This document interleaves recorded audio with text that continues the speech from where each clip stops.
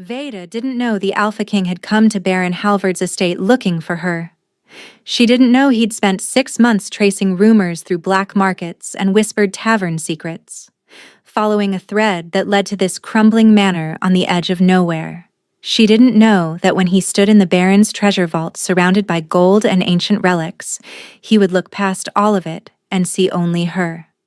All she knew was that the guest wing needed fresh linens, the silver needed polishing before tonight's feast, and if she didn't finish before the Baron's mysterious visitor arrived, there would be consequences.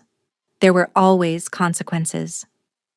The manor had been Veda's prison for 7 years. She moved through its corridors like a ghost, invisible to the lords and ladies who visited, beneath the notice of even the other servants. That was by design. The less people noticed her, the safer she remained.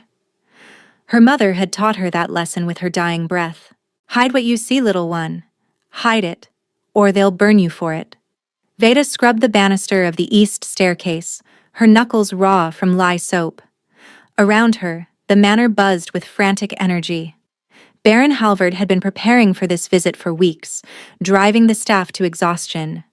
Whoever was coming must be important, powerful. She didn't care. Powerful men came and went. They feasted, they negotiated, and they left. And Veda remained, working off a debt that never seemed to shrink no matter how many years she gave it.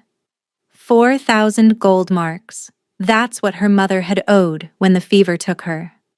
A staggering sum for medicine that hadn't worked, for a healer who'd arrived too late, for a funeral the Baron had graciously provided with interest compounding ever since.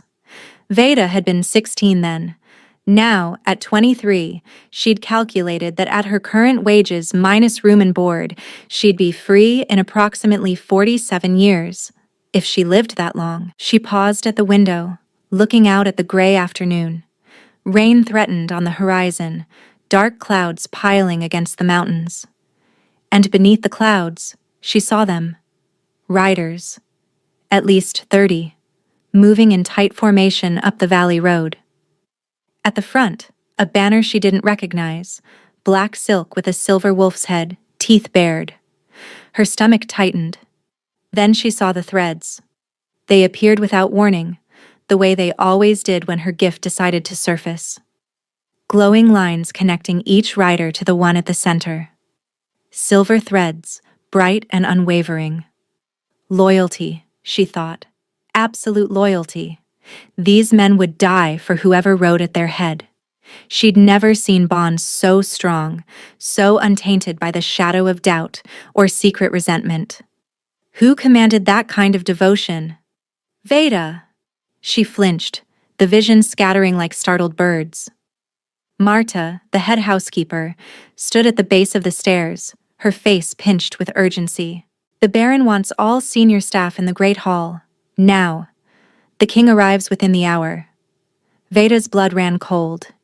King. The Alpha King of the Northern Territories. The one they called the Wolf of Valdris.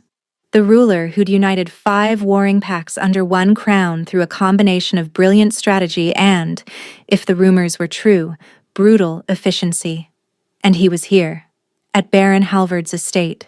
Why? She descended the stairs on trembling legs, her mind racing. The Baron was wealthy but not politically significant. His lands produced timber and little else. There was no strategic value here, no alliance worth the king's personal attention. Unless the king wanted something the Baron had. Something specific. Someone. The thought surfaced unbidden, and Veda crushed it immediately. She was nobody. A maid with a dangerous secret and a debt she'd never escape. Kings didn't come looking for women like her.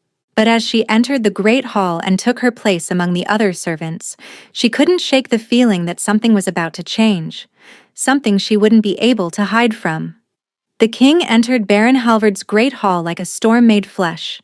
Veda had positioned herself near the back, half hidden behind a marble pillar. From there, she had a clear view of the proceedings while remaining invisible. Just another servant. Just another shadow. But when he walked through those doors, every instinct she'd developed over 23 years of survival screamed at her to run. He was tall, broad-shouldered, with dark hair pulled back from a face that looked carved from granite. Not handsome in the soft, courtly way of the nobles who visited the Baron. His features were too sharp, too predatory. A scar bisected his left eyebrow, and his jaw was shadowed with stubble that suggested he'd been riding hard. But it was his eyes that stopped her breath. Pale amber, almost gold, catching the candlelight and reflecting it back like a wolf's. And they were scanning the room with methodical precision, passing over the Baron's bowing form, the nervous servants, and the elaborate tapestries. Searching. The threads appeared again, and Veda nearly gasped. Every man who'd entered with the king blazed with silver connections leading back to him, but the king himself. He burned. Power radiated from him in waves she could almost feel, ancient and vast and other. And wrapped around that power, she saw something she'd never witnessed before. A thread leading outward, beyond the walls, stretching toward something or someone far away. A bond, fraying, desperate. He's looking for someone he's losing, she realized. Someone connected to him by blood. Your Majesty. Baron Halvard's voice trembled with barely contained excitement. Welcome to my humble estate. I am honored beyond words. You may dispense with ceremony. The king's voice was low, rough-edged. I'm not here for flattery. The Baron faltered. Of course, of course. Perhaps refreshment after your journey? Or I could show you to your chambers? The vault. The single word fell like a blade. Baron Halvard blinked. Your Majesty? You wrote to my council.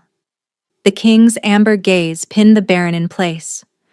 You claim to possess treasures of considerable value, artifacts from the old wars, relics with unusual properties.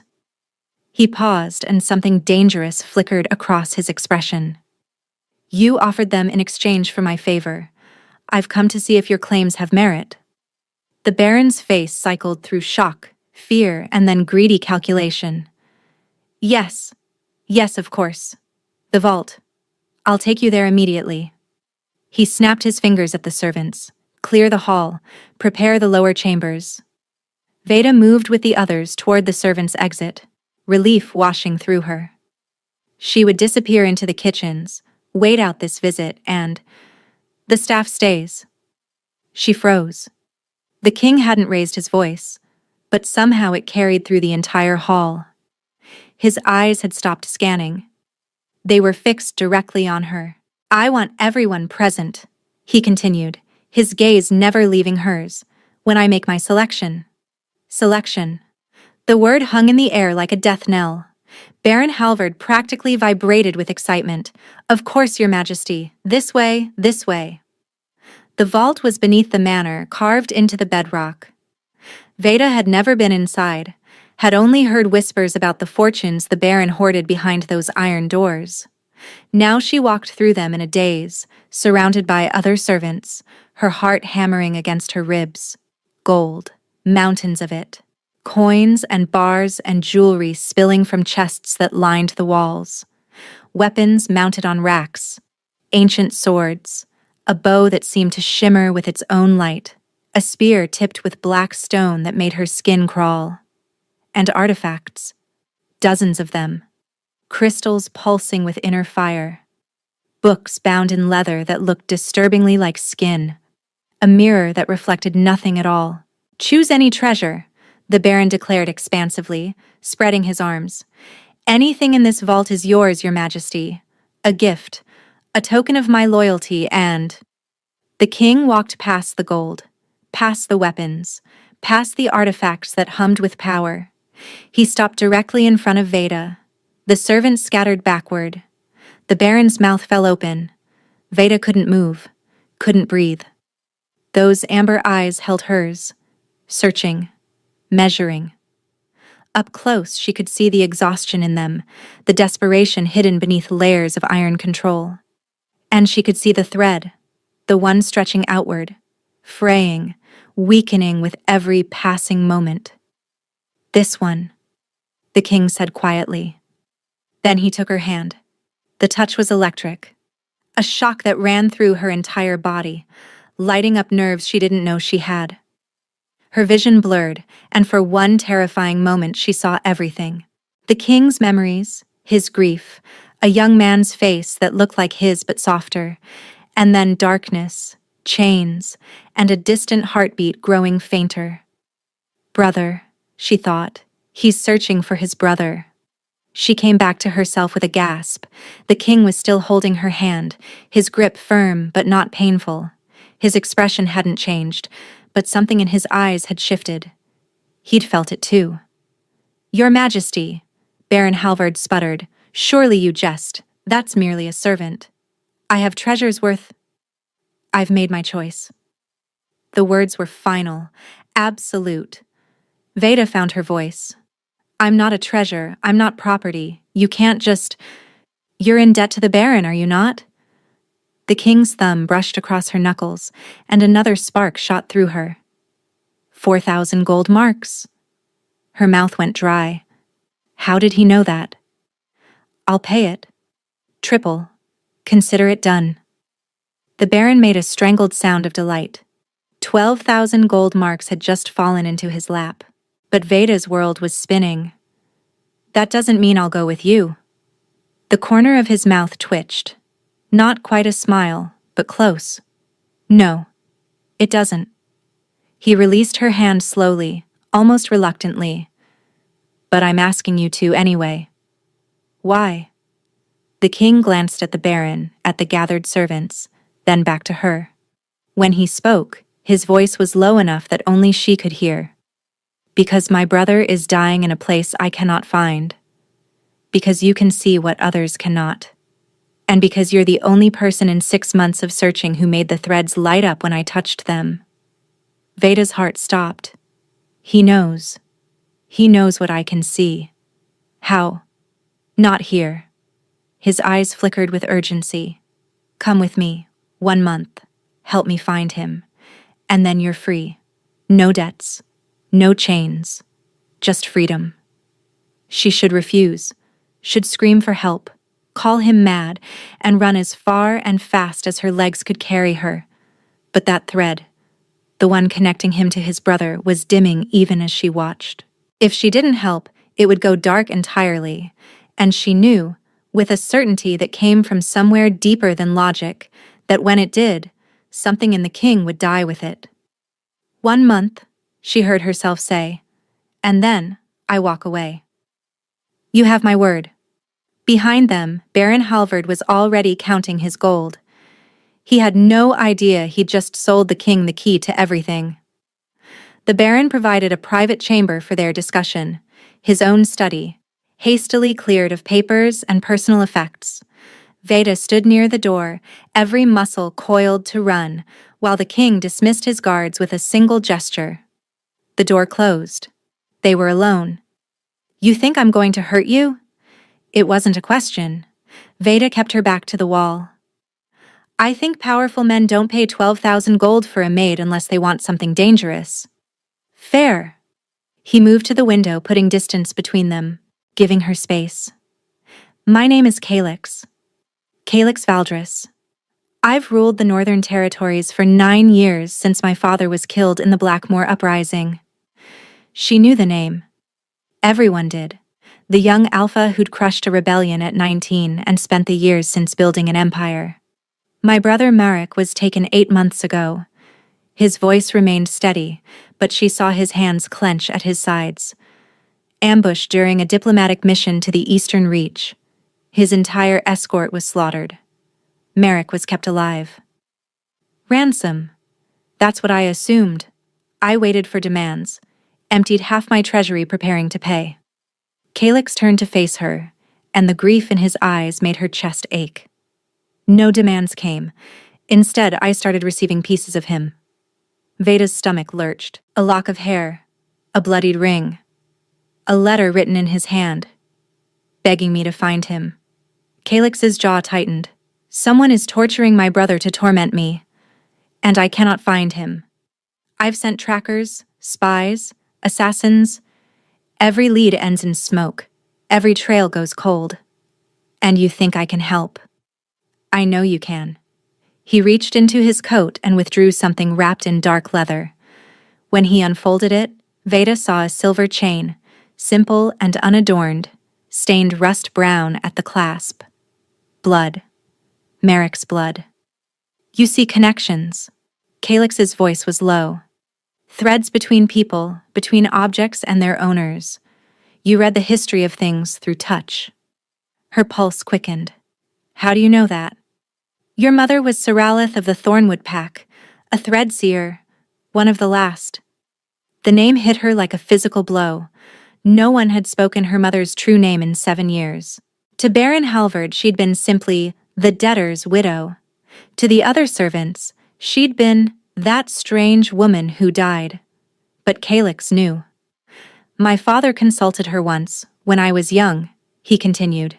She read a treaty document and told him which lords were lying. She saved his life. He held out the chain. She had a daughter. I've spent 6 months confirming that daughter ended up here, in Halvard's service, hiding her gift. Surviving. Veda's throat constricted. My mother was burned for what she could do. Not by your father. After, when we fled to the lowlands, a village healer saw her read a sick child's blanket and screamed, "Witch!" The mob came that night. I know. I'm sorry. Sorry doesn't bring her back. No. Calix's voice was heavy. It doesn't. But I can promise you this. In my territory, your gift isn't witchcraft. It's a blessing. Thread seers were honored before the purges. Some of my oldest advisors still remember. He set the chain on the table between them. 1 month. You read the objects connected to Merrick's captivity. You helped me trace the threads back to whoever took him. And when it's done, you have a choice. Return here. Go anywhere in the world you want. Or, he paused. Stay in Valdris, under my protection, never hiding again. Veda stared at the chain. Even from here, she could feel it calling to her, that pull her gift created when something held strong emotional residue. What if I can't find him? What if the threads lead nowhere? Then you still go free. The debt is already paid. This isn't a transaction, Veda. It's a request. His amber eyes held hers. I'm asking for your help. That's all. She wanted to refuse, wanted to protect herself the way she'd learned to do. But she kept seeing that thread stretching from his chest, fraying, dimming. A brother dying somewhere in the dark, and a king desperate enough to walk past gold and take a maid's hand. 1 month, she said. I want it in writing. Not writing. Calix shook his head. Something stronger. A blood oath. Veda's eyes narrowed. You'd bind yourself to a servant with blood magic? I'd bind myself to the woman who might save my brother's life. He drew a knife from his belt, dark metal etched with symbols that seemed to shift when she looked directly at them. Blood oaths can't be broken. Not by me, not by you. If I swear to free you after 1 month, I'm bound by more than honor. And if I swear to help you, then you're bound to try. Not to succeed. No oath can guarantee that. Just to try. It was more than fair. More than she'd expected from a king. Before we continue, please take 2 seconds to like this video. Vida held out her hand. Fine. Do it. Calix moved closer, and she caught his scent, pine and wood smoke and something wilder beneath. He took her hand gently, turned it palm up, and met her eyes. This will hurt. I've survived worse. Something flickered across his expression. Respect, maybe. Or recognition. The blade was sharp. She barely felt the cut until blood welled up, dark and warm. Calix made a matching slice across his own palm without flinching. I, Calix Valdris, Alpha King of the Northern Territories, swear to release Veda of all debts and obligations within 1 month's time. I swear to protect her, to honor her freedom, and to let her go when our bargain is complete. The words hung in the air, shimmering with power. Your turn, he said softly. Veda took a breath. Veda of Thornwood. The name felt strange on her tongue, like reclaiming something lost. Swear to help Calix Valdris find his brother. I swear to use my gift in service of this search for 1 month. And when that month ends, I walk free. Calix pressed his palm to hers. The world exploded. Light, heat, a rush of sensation that went beyond physical. She felt him, not just his hand, but him. His grief, vast and churning, his fear carefully contained, his loneliness, so deep it made her want to weep. And beneath all of that, something else. A thread, golden and bright, snapping into place between them. Not the silver of loyalty or the gray of obligation, something new, something ancient. Mate. The word surfaced from somewhere primal, and she shoved it away violently. Calix's eyes had gone wide, his grip on her hand tightened, and she knew. He'd felt it too. Neither of them spoke. The blood magic sealed itself, power rushing through their joined palms and settling into something unbreakable. But the other thing, the golden thread now connecting them heart to heart, had nothing to do with oaths. That was something else entirely. Calix released her hand first. His movements were careful, controlled, like a man handling something volatile. That was... He stopped, cleared his throat. The oath is sealed. Yes. Veda's voice came out steadier than she felt. It is. They didn't mention the other part, the part still humming between them, invisible but undeniable. But when he handed her a cloth to wrap her palm, their fingers brushed, and that spark flared again. She pulled away quickly. So did he. 1 month, Veda told herself firmly, and then I'm gone. But the golden thread pulsed in her chest, warm and patient, like it knew something she didn't. They rode out at dawn. Veda had never owned a horse, had never ridden anything finer than a hay cart. But Calix provided a mare the color of autumn leaves, gentle-eyed and sure-footed, and one of his guards, a weathered man named Brennick, showed her how to sit, how to hold the reins. She'll follow the king's stallion, Brennick said gruffly. Just don't pull too hard and you'll be fine. The journey took 3 days. 3 days of forest paths and mountain passes, of sleeping in camps where Calix's warriors formed a protective ring around her tent. She barely saw him during the ride. He stayed at the front, conferring with scouts, studying maps. But she felt him. That golden thread stretched between them, pulsing faintly whenever he drew near. She hated it. She also couldn't stop thinking about it. On the 3rd morning, they crested a ridge and the city of Valdris spread before her. Veda's breath caught. It sprawled across a valley cradled by snow-capped peaks, a city of white stone and dark timber that seemed to have grown from the mountains themselves. Rivers threaded through it like silver ribbons.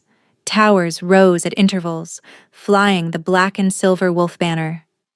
And at the center, built into the mountainside itself, stood the palace, a fortress of sharp angles and impossible architecture, beautiful and terrifying in equal measure. Home, Calix said quietly. She hadn't heard him approach.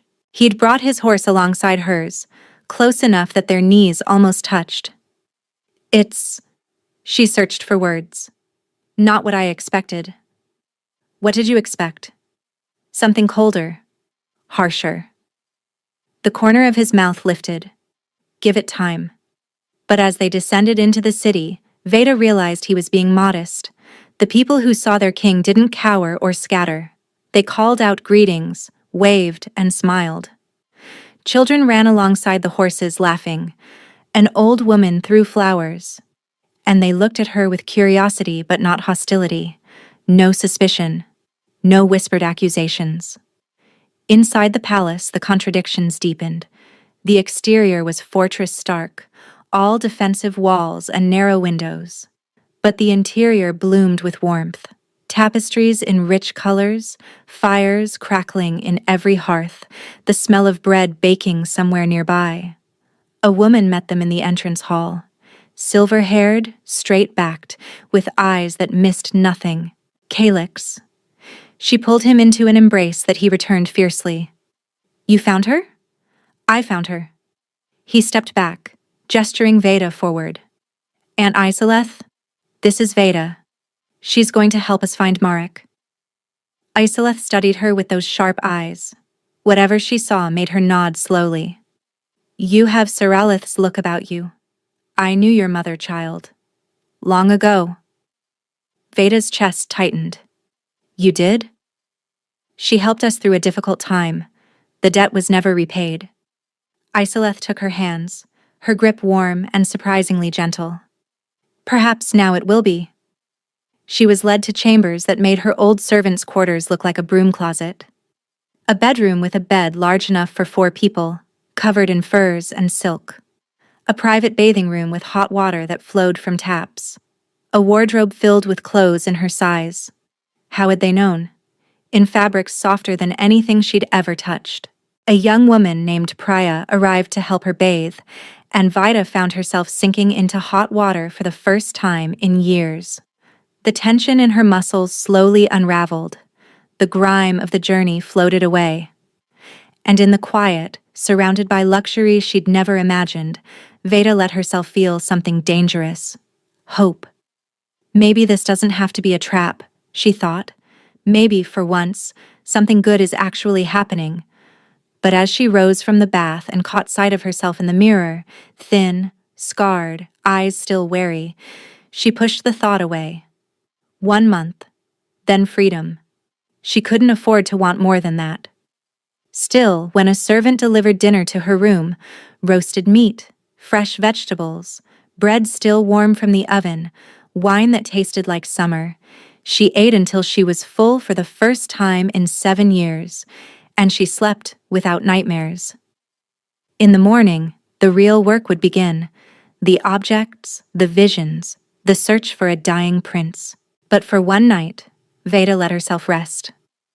The reading chamber was deep within the palace, a circular room lined with shelves holding objects wrapped in dark cloth. Veda stood at the center, her stomach churning with nerves.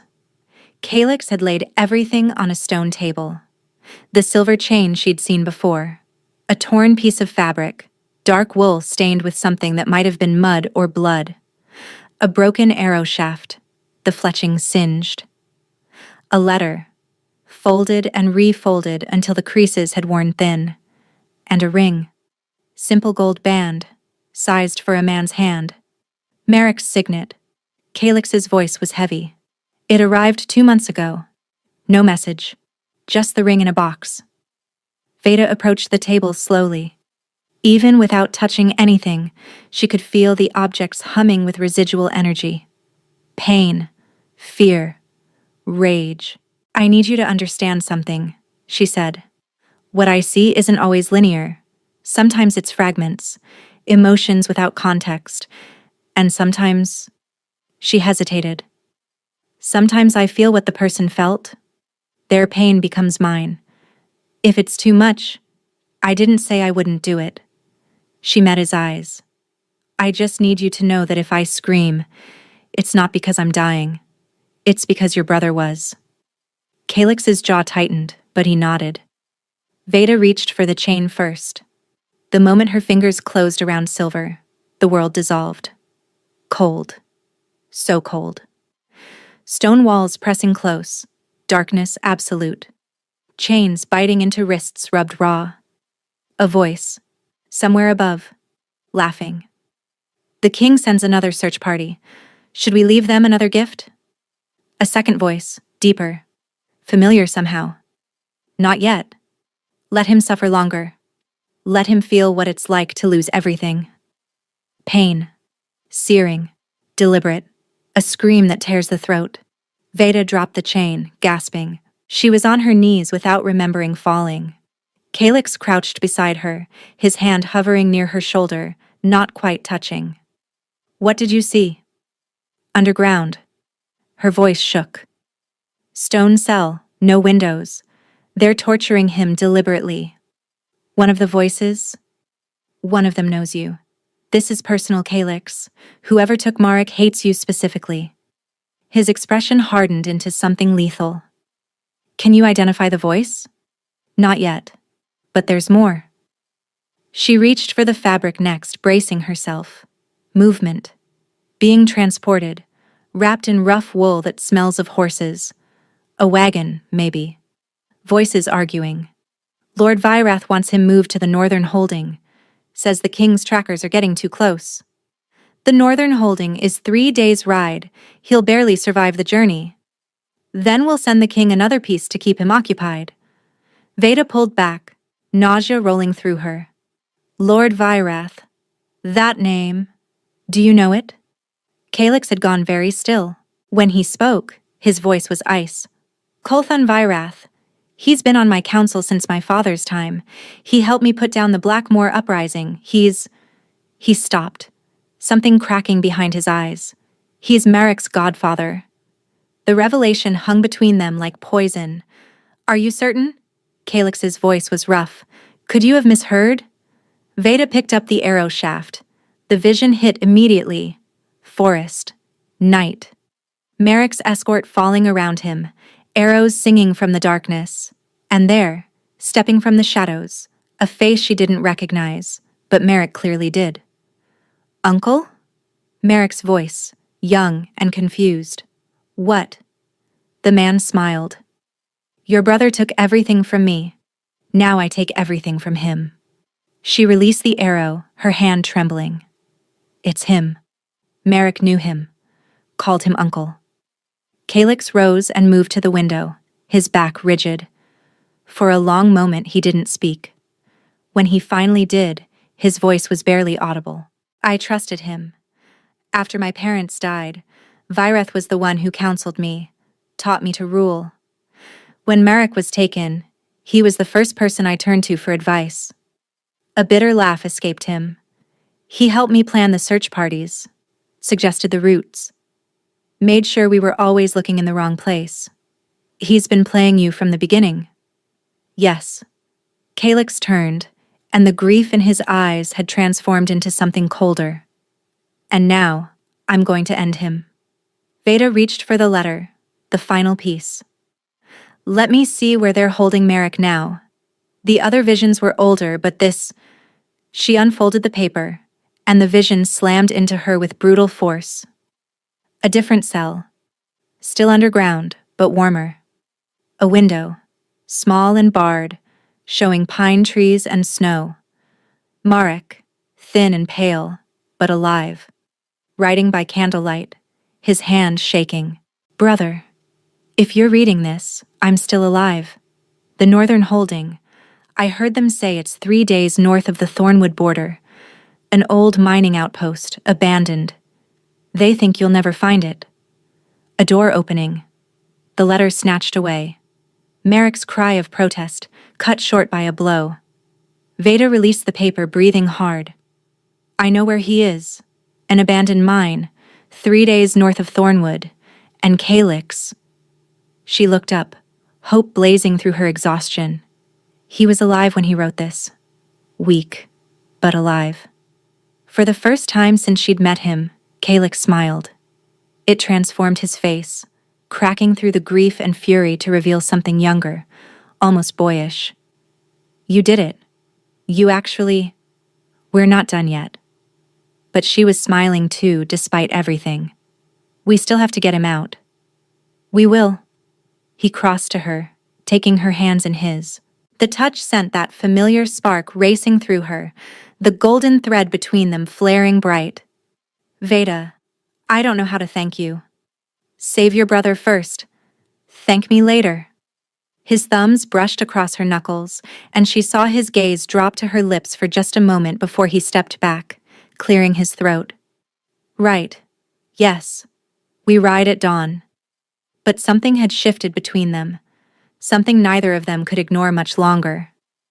The night before the rescue, Veda couldn't sleep. She found herself wandering the palace corridors, eventually climbing to a balcony that overlooked the city. The moon hung heavy and full, casting silver light across the snow-capped peaks. She wasn't surprised when she heard footsteps behind her. Can't sleep either? Calyx moved to stand beside her at the railing, He'd shed his formal attire for simple linen, his hair loose around his shoulders.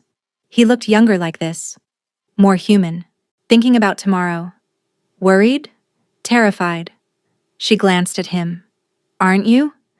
I've been terrified for 8 months. He leaned on the railing, staring out at the mountains. Tomorrow, one way or another, it ends. Either I get my brother back or I find out I'm too late. You're not too late. I saw him alive. Visions can be days old. Hours matter when someone's being tortured. His voice cracked slightly on the last word. I should have known. Vyrath was right there the whole time, and I never suspected. I let him hold my brother as a baby. Let him teach Marek to ride. And the whole time, he was waiting for his chance to destroy us. Veda turned to face him fully. Why does he hate you? Power. What else? Calix's laugh was hollow. My father stripped his family's lands after the first uprising. Vyrath's father had supported the rebels. Everything was taken. Titles, wealth, legacy. My father let Kolthan keep his life and his council seat as a mercy. He shook his head. Some mercies breed nothing but poison. That's not your fault, isn't it? I'm the one who trusted him. I'm the one who didn't see. Veda reached out before she could stop herself, laying her hand on his arm. You saw a man who'd served your family for decades, a man who helped raise you after your parents died. Trusting him wasn't stupid. It was human.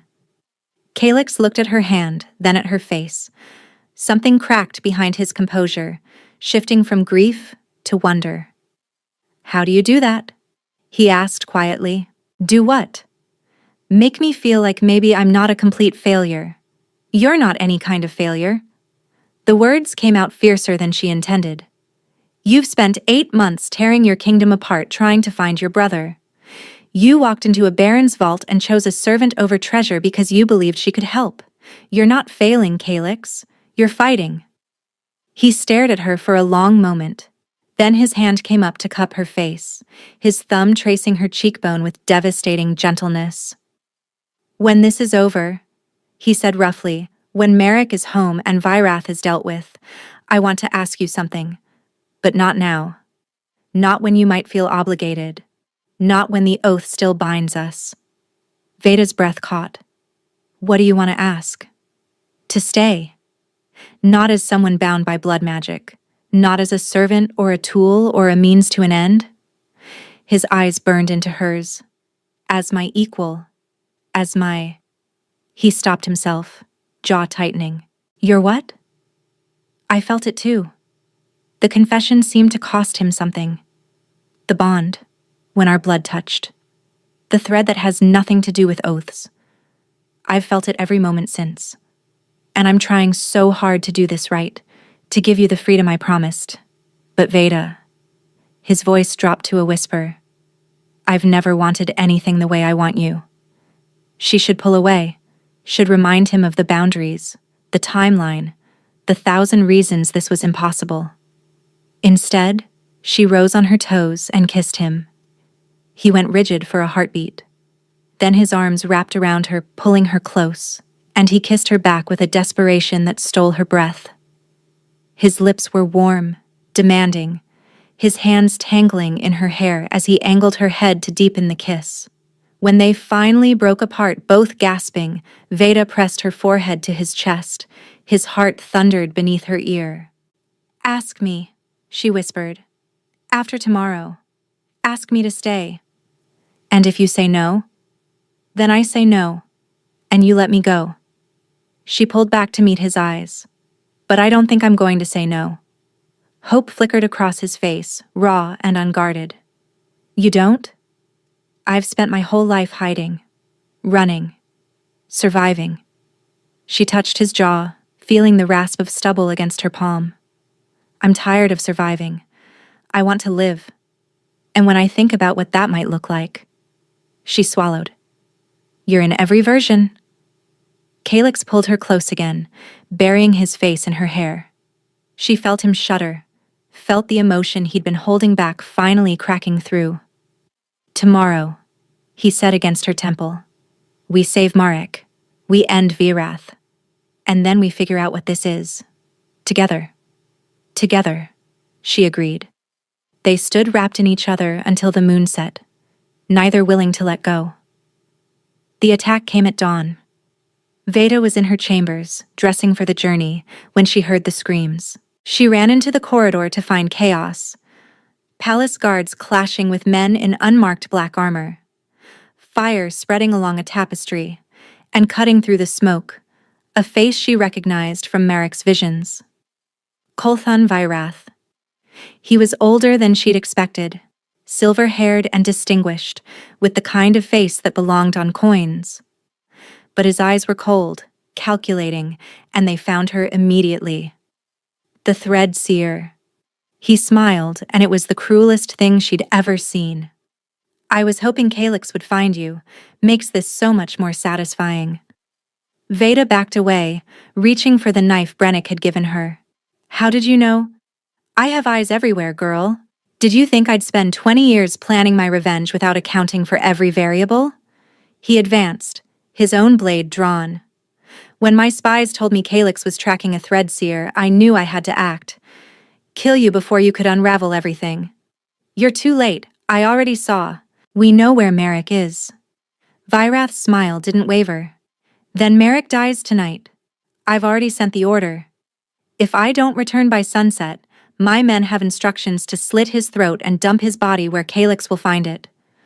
Horror flooded through her. You'd kill your own godson? He was never mine. He was always Calyx's, the spare prince, beloved by everyone. Hatred twisted Virath's features. Do you know what it's like to watch your family's legacy crumble while your enemy's thrives? To bow and scrape to the son of the man who destroyed everything your father built? No, you don't. But Calyx will. When I'm done, he'll know exactly what it feels like to lose everything. He lunged. Veda dodged, the blade whistling past her ear. Her own knife came up instinctively, slashing across his arm. Blood sprayed and Virath snarled, pressing harder. She wasn't a fighter. Wasn't trained. She managed to block one strike, two, but the third caught her shoulder, pain exploding through her nerves. Then Calyx was there. He came through the smoke like a demon, sword already swinging. Virath barely parried in time, stumbling backward. You treacherous filth! Calyx's voice was ice and fire combined. You took my brother, you attacked my home, and now you dare threaten her? Your mate? Virath laughed, circling. Oh yes, I know about the bond. Another weakness to exploit. Does it hurt, knowing she'll die because of you? Calyx didn't respond with words. He attacked. Veda pressed her hand to her bleeding shoulder, watching the two men clash with lethal precision. Calyx was faster, stronger, but Virath was cunning, fighting dirty, throwing smoke powder, kicking furniture into Calyx's path. Merrick dies at sunset, Virath shouted as he retreated toward a window. Even if you kill me, even if you save your little seer, your brother dies tonight. Unless... He paused at the sill. Unless you let me go. Give me a head start. And maybe I'll send word to spare him. You're lying. Perhaps, but can you afford to risk it? Calyx hesitated, and in that moment, Veda saw the thread, the silver bond between him and Merrick, flickering like a candle in a storm. He's telling the truth about the sunset order, she gasped. I can see it. But he won't send the countermand. He wants Merrick dead no matter what. Virath's face contorted with rage. Which? I should have done it myself instead of leaving it to that mob. Something cold settled in Veda's chest. What? Who do you think told that village healer what she was? Virath's smile was poison. Thread seers are too dangerous to let live. I made sure of it then. I'll make sure of it now. The revelation hit her like a physical blow, her mother's death. The mob. The flames. All because of him. Calyx moved before she could react. His sword flashed, catching Virath's blade and wrenching it away. A second strike brought the older man to his knees. You killed her mother! Calix's voice was death itself. You took my brother. You've terrorized my kingdom for 20 years. And I'd do it again. Vyrath spat blood, defiant to the end. Your father should have killed me when he had the chance. That mercy was his greatest weakness. Don't make the same mistake. Calix looked at Veda. Something passed between them. A question. An understanding. No mercy, she said quietly. The sword fell. They rode hard. Calix had left Vyrath's body for the crows and assembled 20 of his best warriors within the hour. Veda rode beside him, her shoulder hastily bandaged, refusing to be left behind. The sunset order, she said as they galloped through the forest. We have until tonight. Then we don't stop until we reach him. The abandoned mine was exactly where her vision had placed it, a crumbling entrance carved into a mountainside, surrounded by dead pine trees. Guards patrolled the perimeter, but they weren't expecting an attack. They'd been expecting Vyrath to return triumphant.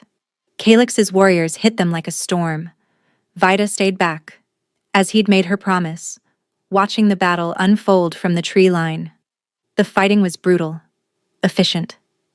Calix's men had trained for this, and the guards, mercenaries, mostly, broke within minutes. Then Calix disappeared into the mine. Veda couldn't stay back. She followed, ignoring Brennick's shout of protest, running through tunnels lit by guttering torches. She found them in the deepest chamber.